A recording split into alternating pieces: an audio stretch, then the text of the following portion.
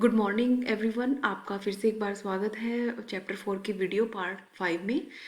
जैसा कि मैंने आपको बताया, पिछली 4 वीडियोस जो थी उसमें कम्प्लीटली पिछली 5 वीडियोस जो थी उसमें कम्प्लीटली आपको आर्टिकल 14 से लेकर 32 डीपली नरेट किया गया है, अच्छे से बताया गया है।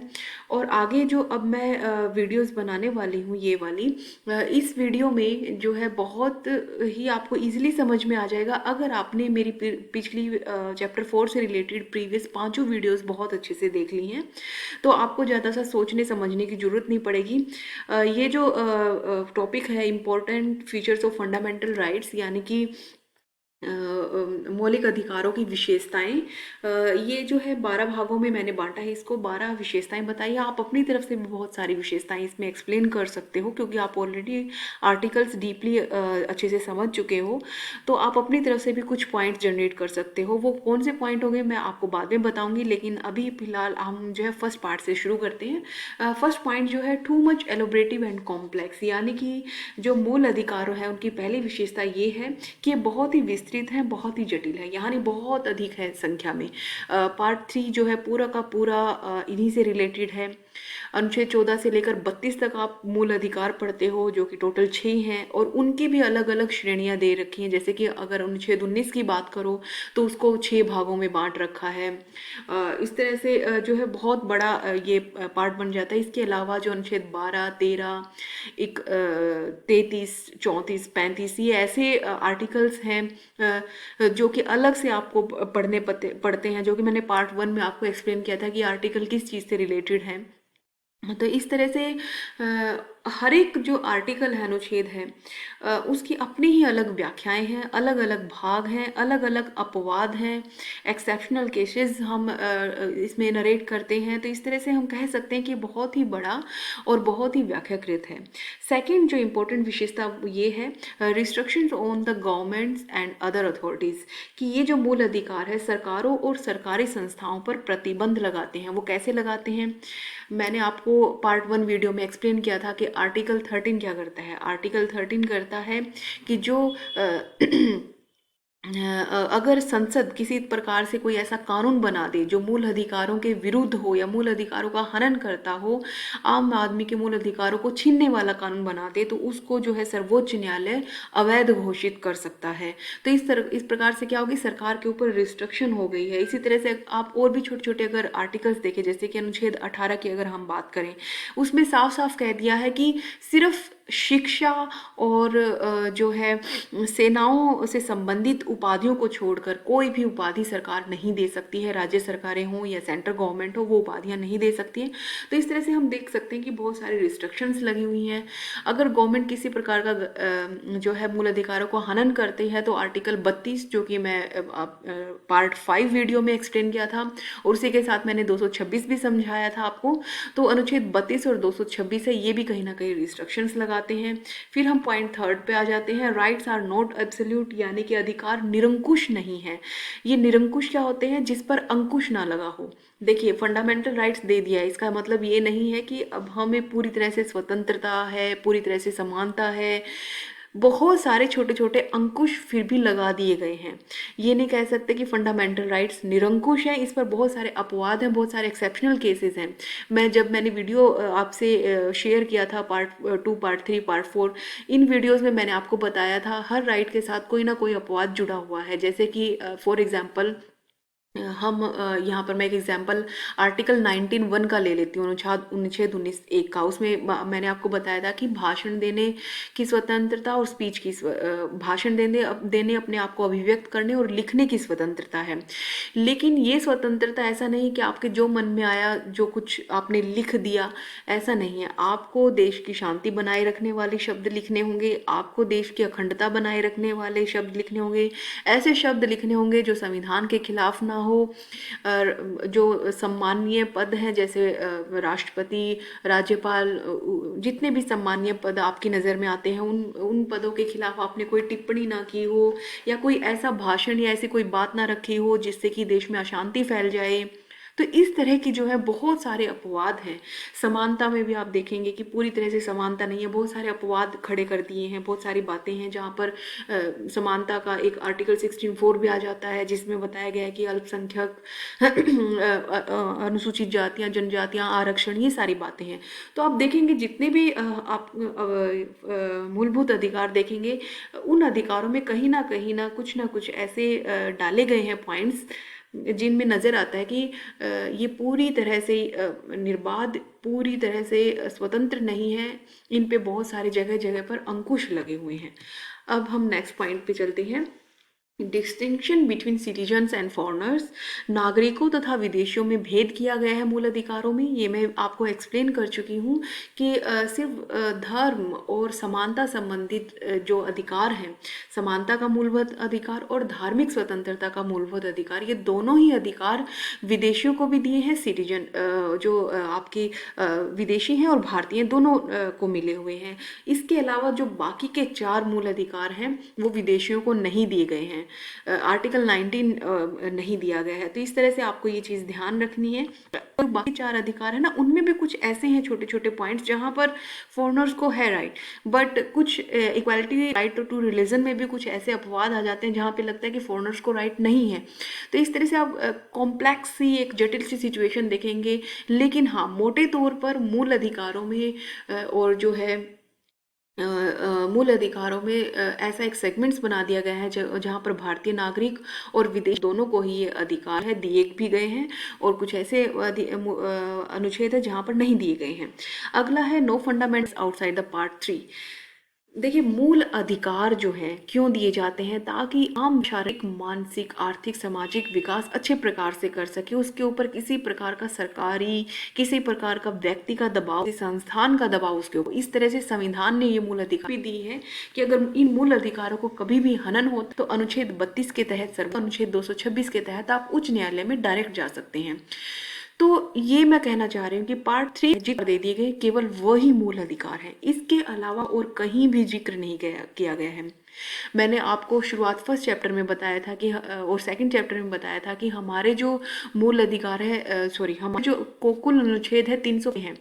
इन 395 अनुच्छेदों में सिर्फ अनुच्छेद 14 से 32 तक ही मूल अधिकार है। इसके अलावा कोई अगर अधिकार दे भी दिया गया है, जैसे कि मैंने बताया था थर्ड वीडियो में, संपत्ति का अधिकार जो पहले मूल अधिकार हुआ करता था, अब 300 क में डाल दिया गया है। यानी कि अगर अनुच्छेद 300 क में आप जाकर देखेंगे तो वहाँ पे संपत्ति का अधिकार आपको मिलेगा। आप कहोगे अधिकार तो यहाँ पे भी दिया गया है।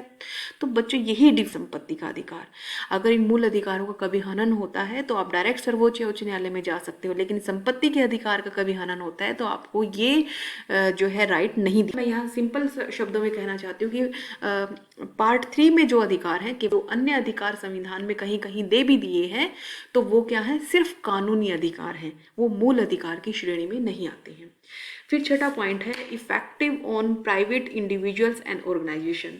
ये एक सिंपल सा पॉइंट है कि ये जो मूल अधिकार है ये प्रभाव डालते हैं आम आदमी के ऊपर भी, संस्थानों के ऊपर भी, चाहे वो सरकारी हो चाहे वो प्राइवेट हो, हर तरह से डालते हैं प्रभाव। जैसे कि आप एक छोटा सा आर्टिकल, छोटा सा पॉइंट 17 छुआछूत के विरुद्ध अधिकार की बात करते हैं। वो देखिए, इंडिविजुअल्स यानी कि आम व्यक्ति होते हैं, उनके प्रभावित कैसे करता है कि अगर कोई आम व्यक्ति अपने घर में कोई कुआं है, उसमें पानी नहीं था किसी अछूत जाति के व्यक्ति को, निम्न जाति के व्यक्ति को, तो उस व्यक्ति के खिलाफ, जिसका कुआं है, उसके खिलाफ कार्यवाही की जा सकती है। तो ये आम लोगों को भी प्रभावित करता है।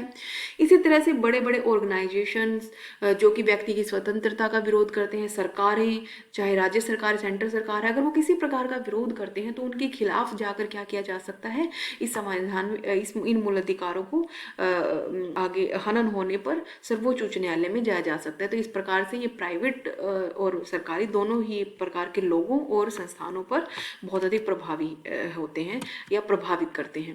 अब हम आते हैं नेक्स्ट पॉइंट पर, जो कि है अधिकारों का निलंबन। सस्पेंशन ऑफ राइट्स, यानी कि इन अधिकारों को निलंबित भी किया जा सकता है। ये नहीं कि मूल अधिकार आपको मिल गए तो ये आपकी परमानेंट आपके हो ही गए हैं।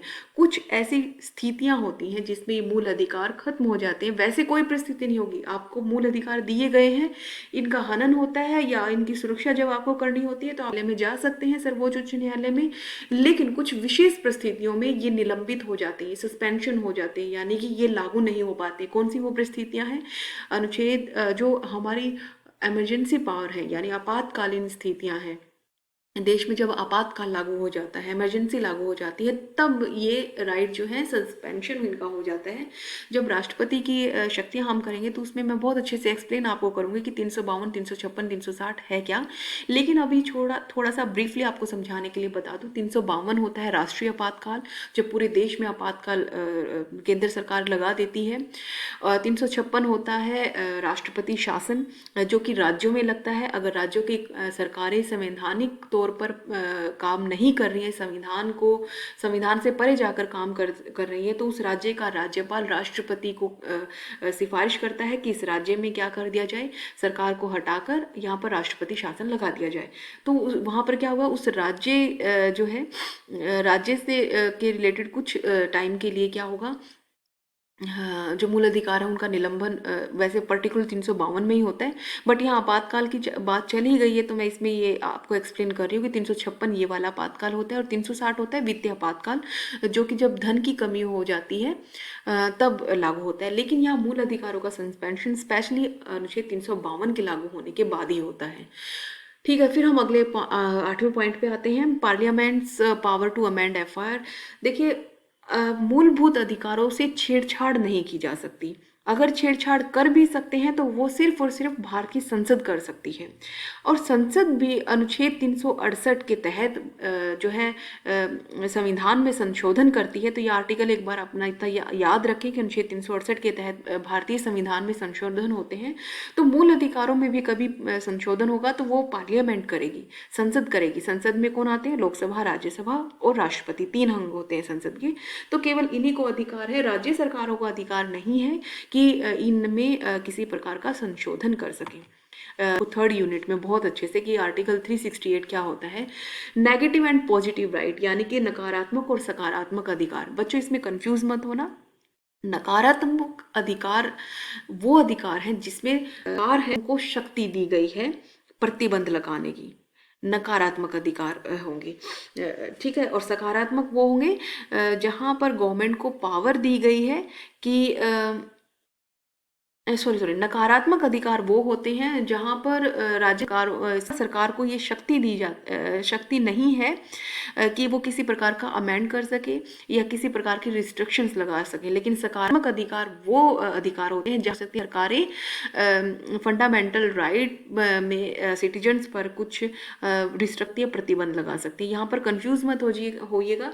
सकारात्मक अधिकार वहाँ है जहाँ पर सरकारों को शक्ति दी गई है कि वो फंडामेंटल राइट्स पर कुछ कर सके, प्रतिबंध लगा सके, वो सकारात्मक है। जहां पर प्रतिबंध नहीं लगा सकती है वो नकारात्मक अधिकार है। ये कैसे हैं आपको फिर कभी अच्छे से बताया जाएगा। अधिकार न्याय संगत है। अगला राइट्स आर जस्टिसेबल, यानी कि अधिकार न्याय है, यानी कि जब ये अधिकार लागू ना हो रहे हों या हनन हो रहा हो या हस्तक्षेप हो रहा हो तो इनकी प्रोटेक्शन के लिए आम आदमी क्या जुडिशरी के पास जा सकता है, जो मैं बता चुकी हूँ अनुच्छेद 32 के तहत सर्वोच्च न्यायालय में, उच्च न्यायालय में।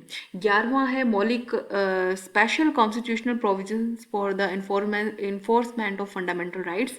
यह है मौलिक अधिकारों को लागू करने की विशेष व्यवस्था, यानी कि अधिकार लागू ना हो रहे, वही सेम बात रिपीट हो रही है कि अनुच्छेद 32 के तहत 5 रिटों में से कोई भी रिट इस्तेमाल करके अपने मूल अधिकारों को आप लागू करवा सकते हैं। फिर आते हैं पॉइंट 12 पे, rights of arm forces can be restricted, यानी कि सशस्त्र सेनाओं के अधिकार सीमित किए जा सकते हैं। अब ये सशस्त्र सेनाएँ क्या होंगी, वो मैं आपको पार्ट 1 में ही बताई हूँ कि ये सशस्त्र सेनाओं के अधिकार क्यों सीमित किए जाते हैं। आर्टिकल मैंने एक्सप्लेन किया है, इसके लिए आप फिर से पार्ट 1 का वीडियो एक्सप्लेनेशन आप देख सकते हैं पार्ट 1 की वीडियो में, तो वहाँ आप देखिए। इसके अलावा मूलभूत अधिकारों के जो बहुत इंपॉर्टेंट क्वेश्चंस हैं वो है इंपॉर्टेंस ऑफ फंडामेंटल राइट्स, यानी कि मूल अधिकारों का महत्व क्या है, और मूल्यांकन मूल अधिकारों का करना है। ये दोनों ही इंपॉर्टेंट क्वेश्चंस आपको खुद से करने हैं। हर बार मैं क्लास में डिबेट करवाती हूँ इसके ऊपर, क्योंकि आपने अच्छे से समझ लिया क्या विशेषताएं हैं, कौन कौन से मूल अधिकार हैं। अब आप खुद से जान सकते हो कि मूल अधिकार क्यों हमारे जीवन के लिए इम्पोर्टेंट है। कभी बैठे आराम से सोचें सभी वीडियोस देखने के बाद, और मूल्यांकन करें कि कहाँ पर और बेहतर किया जा सकता है, सकारात्मक और नकारात्मक पहलू कौन कौन से हैं मूल अधिकारों के। तो इस तरह से आप ये वाले अपने आप से करें। मैं आपसे आगे इसका एक्सप्लेनेशन दूंगी। Thank you very much.